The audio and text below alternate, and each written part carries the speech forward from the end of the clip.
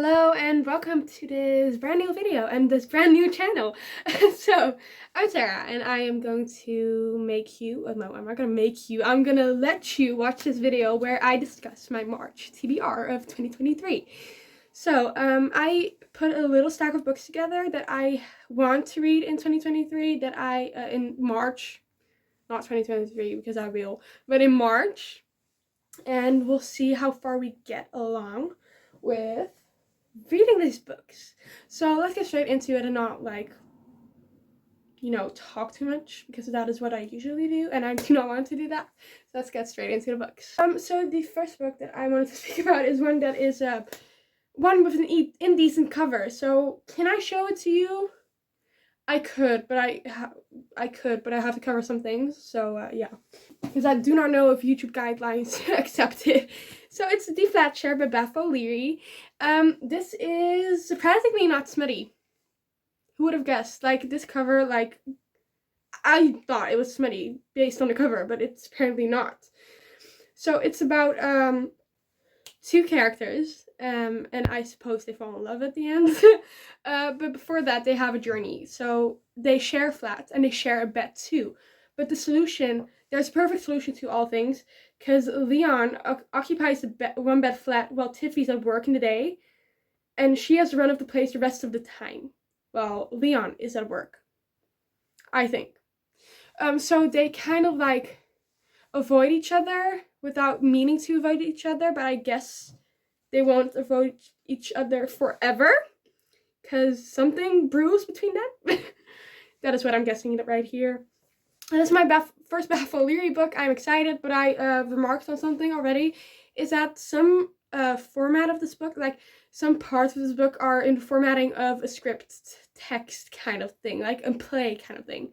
And that's not something that I enjoy personally, but we'll see what happens and how I can enjoy it and if I will enjoy it. Also, this is in no specific order. I'm just going from the top of the stack to the bottom of the stack. So this will not be the first book I read in March or something like that. This is just the first book I'm showing you. The next one, it's not a popular one, I think. No, it's not a popular one. It's The Ivies. Can you see it properly? The Ivies by Alexa Donna. Donna. Sorry if I mispronounced that, but I'm reading this. So this is like a thriller and dark academia in one. I think it's like a pretentious Yale, Brown, Harvard, those kind of college things, like our dark academia.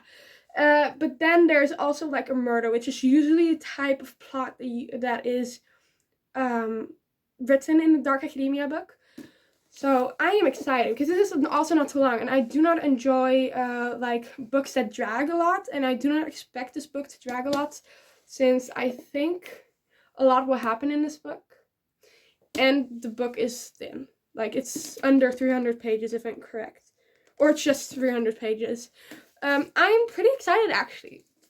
I am debating if I should make a video on it, on reading this, but we'll see about that later. I also think this is like an all-girls school, so where all girls are like pitted against each other. That is what I read from the back. So that is cool, you know.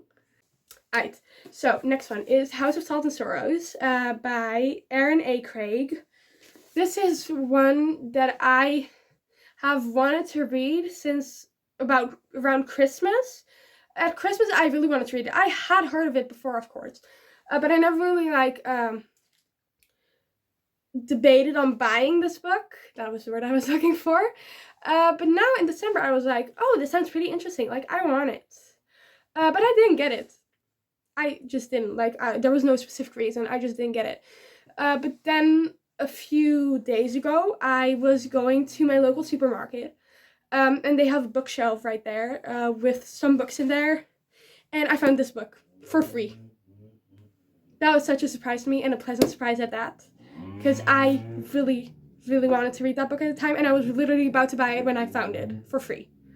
So I will probably return it anyways, but once I read it, maybe I'll get kind of over it, like wanting to buy it. That's of course the reason.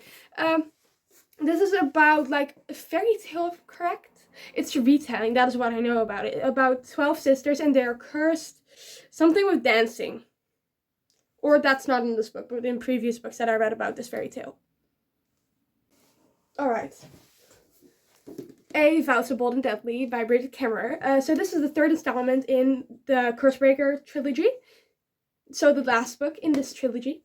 I am very, very excited to read this. Very, very excited. It has been on my shelf since the end of January, if I'm correct. That has been a while. It has been a while since I last read a book by Bridget Kemmerer. This is the rest of the trilogy, by the way. Like, the spines match. It's beautiful, isn't it? But we're not talking about those. We're talking about this. So, where A Curse of Dark and Lonely, the first installment of this book, was set in 2 point of views, and the Hearts of Fierce and Broken was all set in 2 point of views, but different point of views. This one is set in 4 point of views of all the characters combined by the first 2 books. So, I'm not sure what this is about. I know that's a continuation book of where A Hearts of Fierce and Broken left off. And I know there's war and stuff, and I also know that some people said that it drags a little bit, and then they expected it to, like, the war, like the fighting, to happen right away, but it's more like strategizing in the first half, and after that it gets interesting. So, I'm excited, because I absolutely adore The Curse of Dark and Lonely. 5 stars. Like, A Hearts of Fierce and Broken was a little less good, like 4 stars, but still excited. My dad is very happy with me. Is it obvious? Very. How to Kill Your Family by Bella Mackey. So this is about a girl, Grace Bernard, and she is a daughter, a sister, and a serial killer.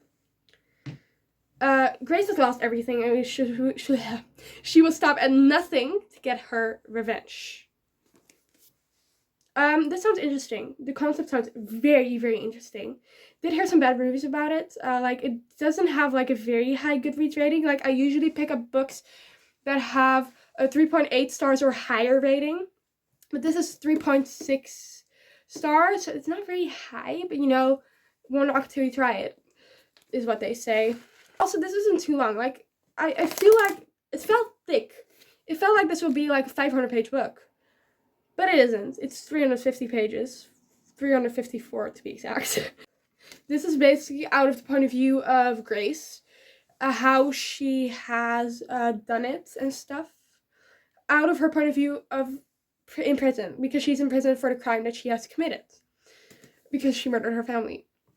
I'm excited. Because it sounds very interesting. Very intriguing. And I won't let the lower ratings affect my opinion on this book. I will keep that in mind, not like keep it in mind. That sounded very confusing. Let's get over it. How to Kill a Family. And now the last book that I want to read. It's Ninth House by Leigh Bardugo. I'm not sure how to pronounce the name Bardugo. Like, it's Bardugo or Bardugo. I'm not sure, but I'm going to say Bardugo because that is what I usually say. And I'm not going to make it any more difficult for me than it already is pronouncing names. Because I'm not good at pronouncing names, let me tell you. Like, I'm bad at pronouncing names, so bad. This is also a Dark Academia book. So I wanted also to make a video with this. Like, reading a book out of my comfort zone video, or Dark Academia reading vlog, plus the IVs is included in the video too, but I'm not sure what I want to do with that idea yet. So, this is about Alex, and Alex is a girl, by the way, because I was confused at the beginning, because I thought this was in a male point of view, in a male perspective, but it's in a girl's perspective. It is set in Yale. There are secret societies. Alex is tasked by monitoring Yale's secret societies, notorious haunts of rich and powerful. And now there's a dead girl on campus. What a surprise, right? Like, there's usually, like, some dead girl, like a dead person appearing on the campuses, because that is what usually happens in these type of stories. Is there magic in there? Is there magic in this? Not sure. I do want to add something to this. I want to read this for a video out of my comfort zone, maybe. Because I read Shadow and Bone, Siege and Storm, Ruin and Rising, and Six of Crows. I liked Shadow and Bone, hated Six of Crows, by the way. Like, I absolutely fucking hate it. Like, what? Sarah, what did you just say? Yeah, I'm not gonna take it back. I hated Six of Crows. Like, there's nothing wrong with the book. Like, there's no specific thing that bothered me, or there was something that was not okay. It was just a book that I simply did not enjoy. And then I read Siege and Storm. It was fine. It was meh. And Ruin and Rising was just ruined the series for me. So I'm so funny. So this is like a second chance at this author, or maybe like a third chance at this author. Cause yeah, I want to give this author that chance to make it up to me. Maybe I'll like this, maybe I will not. Who knows? We'll see. These are, of course, not all of the books that I will be reading next month. But these are the books that I plan on reading this month. Because I read more than around 7 books. I actually read, in February this month, 19 books already. Why is someone looking at me? Don't look at me! Okay. So, yeah. I read more. Like, I read 19 books this month. I read 12 last month. And I do not know what this month will bring us. But we'll see and we'll get there. And I will buy new books because I only have like 15 or 12 to read left. And I want more because I have money. Anyways, that was this video. I hope you enjoyed. Hope you enjoyed my first video. Hope you're going to watch more of me. Hope you're going to subscribe. And I hope you're going to like this video to support me. And for now, all I have to say is goodbye and see you later. Bye.